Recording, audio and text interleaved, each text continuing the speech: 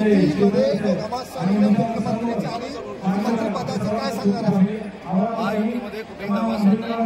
सगळ्या गोष्टी अतिशय शांततेने आणि संयमाने चालू आहेत. येत्या 2 दिवसामध्ये सगळ्या सकारात्मक गोष्टी तुम्हाला कळतील. महाराष्ट्र सरकारमध्ये ईव्हीएमचे घोटाळा महाविकास आघाडी हे करत आहे, तुम्ही काय सांगणार आहे?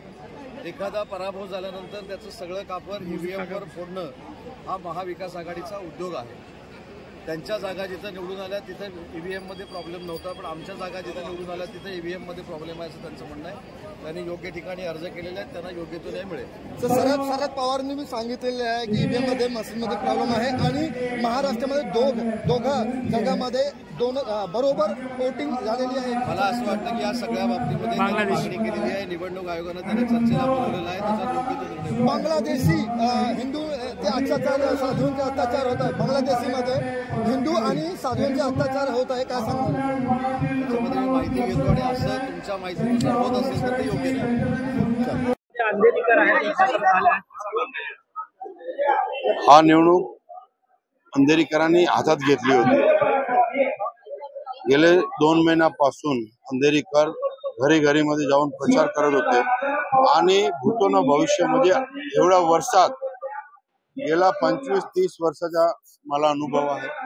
एवढा मतधिक्याने कोणी आमदार निवडून आलेला नाही. अंधेरीकरांनी मला भरभरून मतदान केलं. 25,500 मतधिक्याने मी निवडून आलो आहे.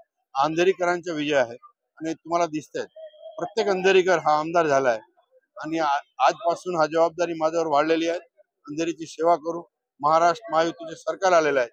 अजून एकदम भक्कमपणे आपण प्रचारामध्ये पाहिलं तर विकासासाठी हा मुद्द्यावर निवडणूक लढली आणि तुम्ही जिंकून आला.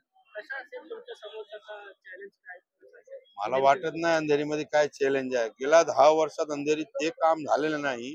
ते काम करण्याचा पूर्ण प्रयत्न करून अंधेरीच्या नक्षा बदली करून आणि भक्कमपणे अंधेरी लोकांची सेवा करण्याची जे मला संधी मिळाली ते सोनं करून दाखवू. महायुतीच्या मोठ्या प्रमाणात यश भेटलेलं आहे.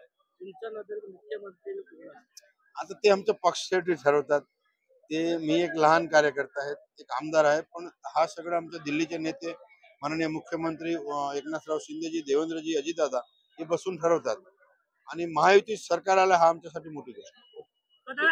उदय सामंत आलेले होते तुमचे विजय जल्लोषमध्ये, काय बोलणार? उदय सामंत आले होते, आशिष शेलारजी आले होते, विजय बापू आले होते, भारतीय जनता पार्टीचे अनेक नेते आले होते, शिवसेनेचे नेते आले होते. हा महायुतीचा मी आमदार आहे. म्हणजे शिवसेना असो, भाजप असो, राष्ट्रवादी असो, आरपीआय असो, सगळे नेते येऊन गेले. सगळ्यांच्या कार्यकर्त्यांच्या महायुतीच्या नेत्याच्या खूप खूप आभार मानतो.